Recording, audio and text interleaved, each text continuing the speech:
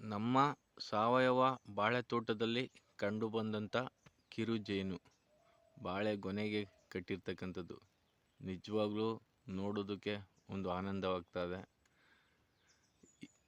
ಸಾವಯವ ತೋಟದಲ್ಲಿ ಇತ್ತೀಚೆಗೆ ಕಂಡುಬಂದಂಥ ಈ ಜೇನಿದು. ನಾನು ತುಂಬ ದಿನಗಳ ನಂತರ ಈ ಜೇನನ್ನು ನೋಡ್ತಾ ಇದ್ದೀನಿ. ನಮ್ಮ ಸಾವಯವ ಬಾಳೆ ತೋಟ,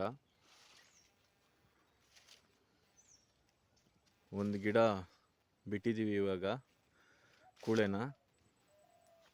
ಒಂದು 5 ಟನ್ ಮೇಲುಗಡೆ ಕಟ್ ಮಾಡಿದ್ದೀವಿ. ಇನ್ನೂ 1.5 ಟನ್ ಬಾಳೆಗೊನೆ ಇದೆ ನೋಡಿ.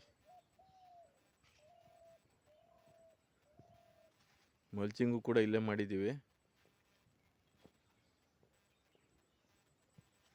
ಈ ಥರದ್ದು ಜೇನು ಇನ್ನೂ ಒಂದು ಕಡೆ ಆ ಕಡೆ ಒಂದಿದೆ. ಮೊದಲೊಂದು ಬಾರಿ ಕಟ್ಟಿತ್ತು. ನಿಜವಾಗ್ಲೂ